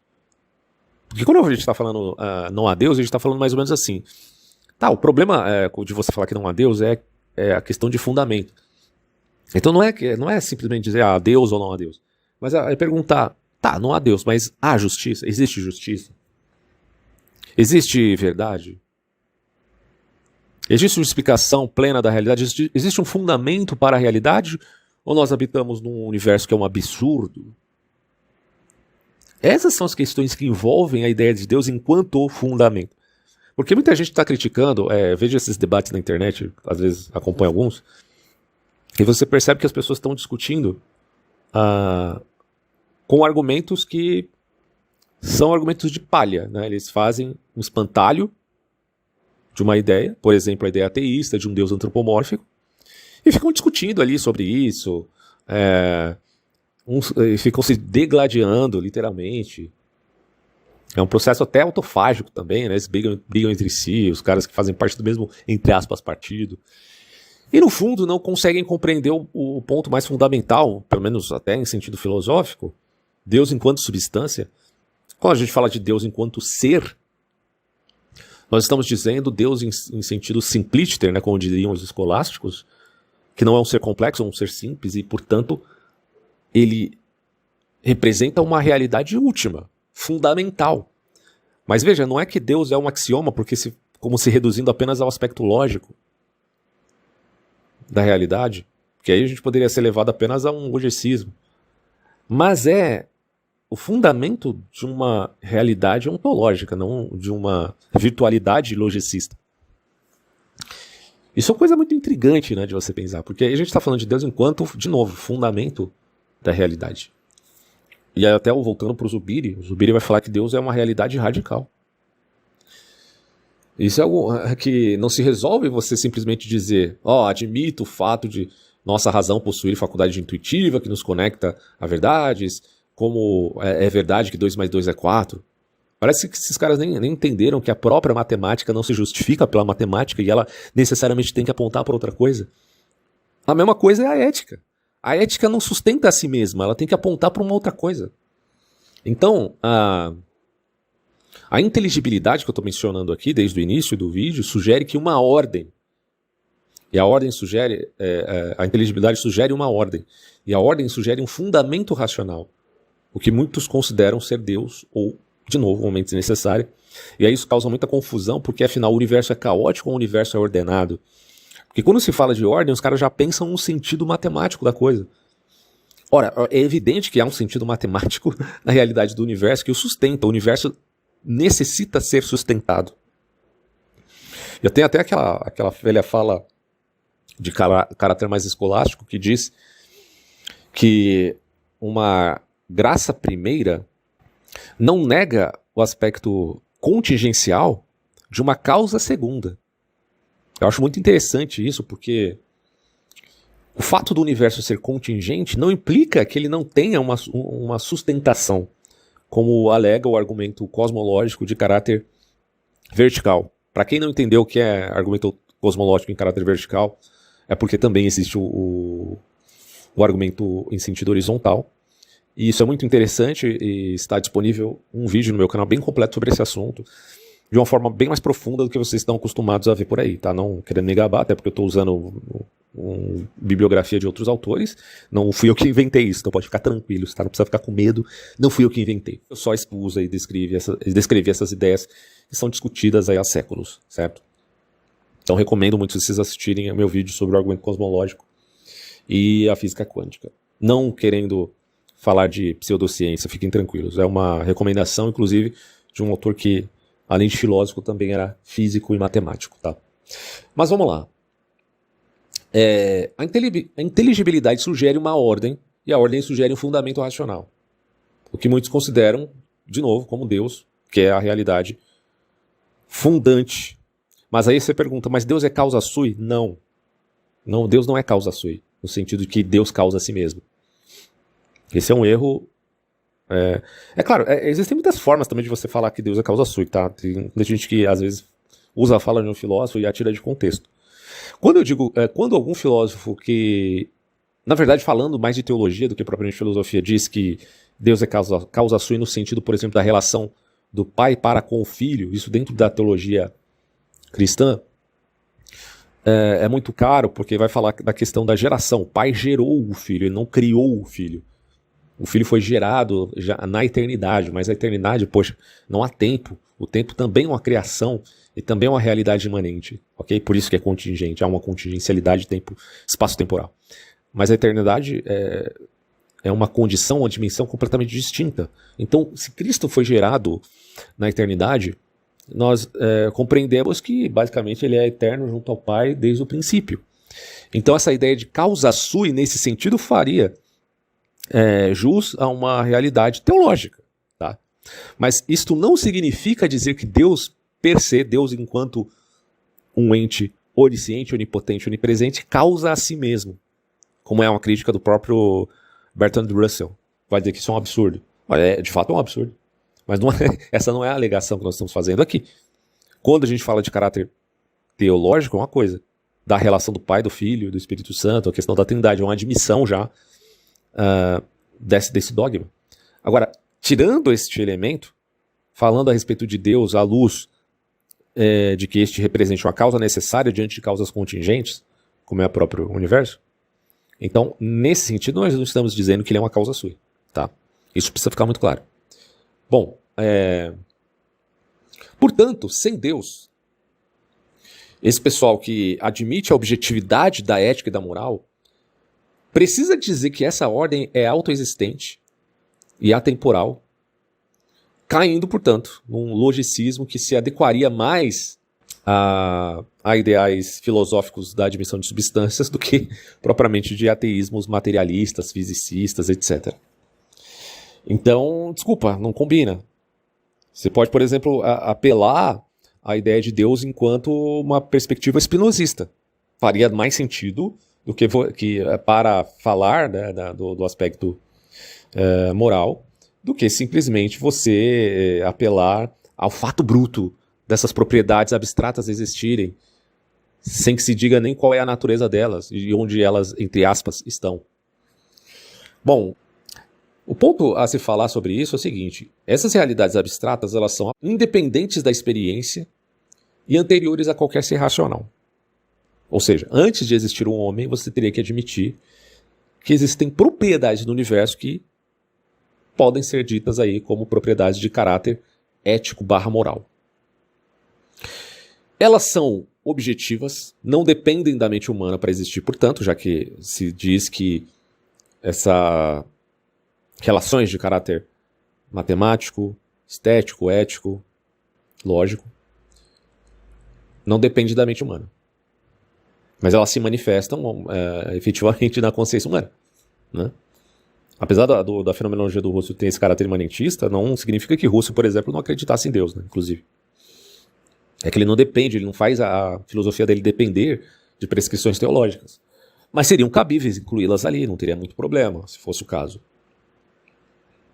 O fato aqui é que o ser humano não as cria, não cria essas propriedades, mas apenas as descobre, apenas as descreve. Então, vamos lá, o ser humano descobriu a matemática, o ser humano descobriu a lógica, o ser humano descobriu a ética, ou pelo menos o estudo mais aprofundado dessas realidades das relações humanas, no caso a moral. O ser humano descobriu a estética. Essas são realidades que existem. E que nós descobrimos porque nós estamos intuindo essas coisas quando olhamos para o mundo. Ah, mas o mundo tem a questão da Odisseia, o mundo está cheio de sofrimento. Mas ninguém está negando isso. Ninguém está negando que o mundo é selvagem, que é cheio de coisas estranhas.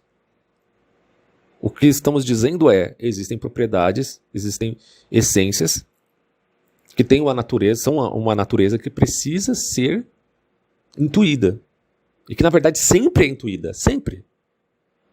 Mas que muitas vezes são realidades que estão ocultas na grande cosmovisão de alguns pensadores, que não se prestaram a pensar a respeito delas de uma forma adequada. Então, o ser humano não cria essas realidades.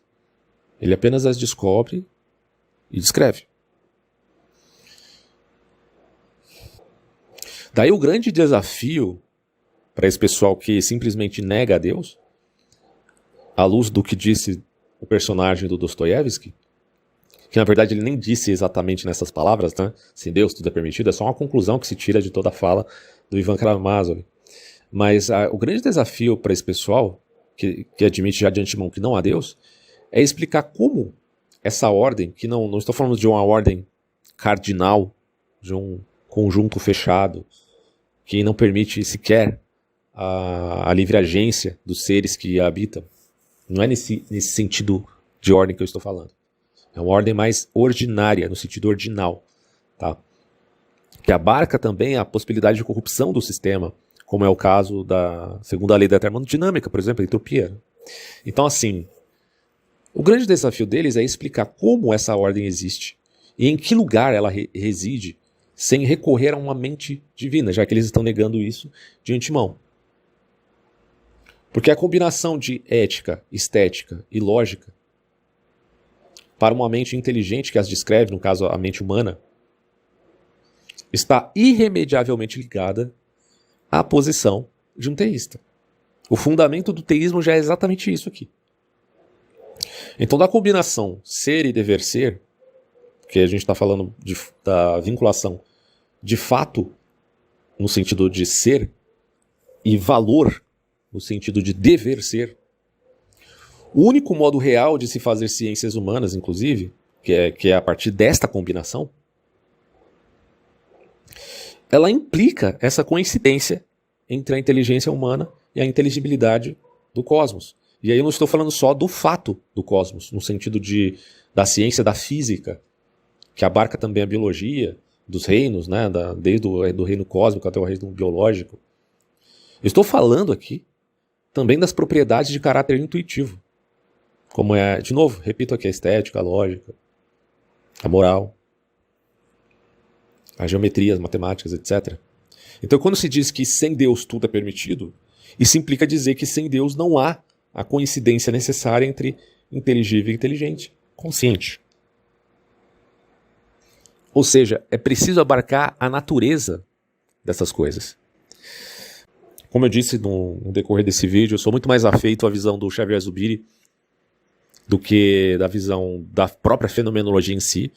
Eu acho que, se tratando de fenomenologia, o Max Scheler me parece que foi um pouco mais feliz aí do que o Russell.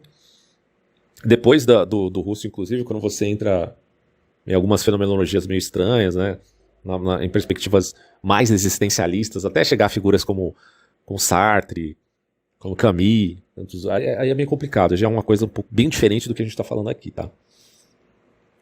Que começa basicamente com Heidegger, né? Nessa ideia de desvelamento, e já entra num caráter um pouco diferente. Apesar do Heidegger ser também um grande metafísico, seria sem dúvida nenhuma uma grande contribuição falar do Heidegger aqui também nesse vídeo, mas não vai dar tempo, a gente vai fechar por aqui.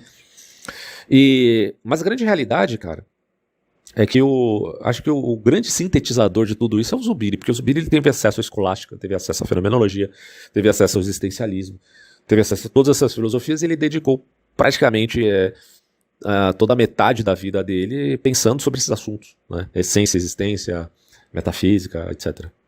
E a obra dele realmente é muito rica para explicar isso, embora ele também seja muito criticado.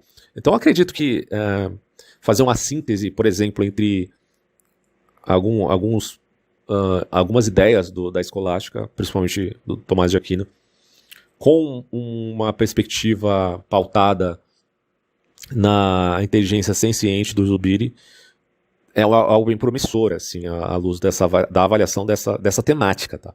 Dessa temática aí, das propriedades da realidade que coincidem com a nossa intuição.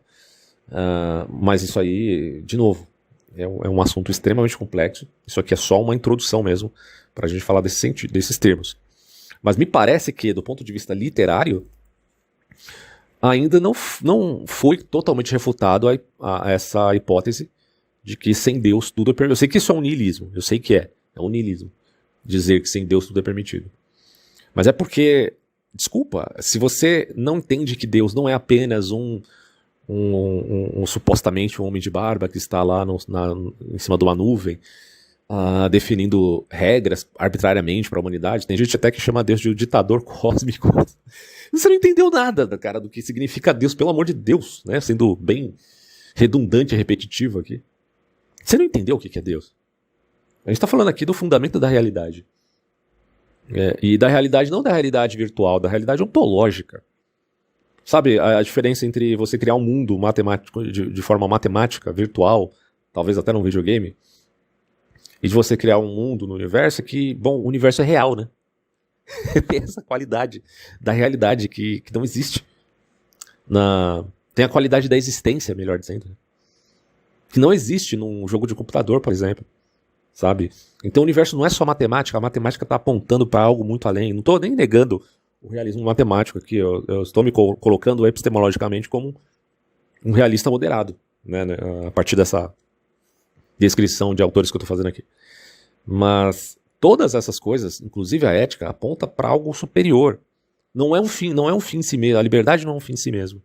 A ética não é um fim em si mesmo. E aí a ética moral é a mesma coisa. A matemática não é um fim em si mesmo. A matemática não justifica a si mesmo. É isso, né? É até interessante notar que o próprio Gödel, ele era um sujeito platônico, né? Ele acreditava na teoria de Platão. Então, quando o Gödel descobriu os limites fundamentais, vamos dizer assim, da matemática através dos teoremas da incompletude, poxa, isso aí foi assim, para quem entendeu a época, né, foi uma coisa escandalosa. Né, porque ele meio que estava contrapondo aquelas ideias lá do grande Bertrand Russell, né, e do Whitehead também. É um negócio que, cara, vale muito a pena a gente estudar. E se vincula também a essa ideia de achar, né, que o fato bruto se explica a si mesmo, sem considerar o fundamento de suas próprias, de suas mesmas propriedades. Bom, eu vou finalizar por aqui, tá? E não se esqueçam, meu livro está disponível aí na Amazon, chamado O Agente do Caos e o Glamour da Contravenção. Um grande abraço a todos, tchau.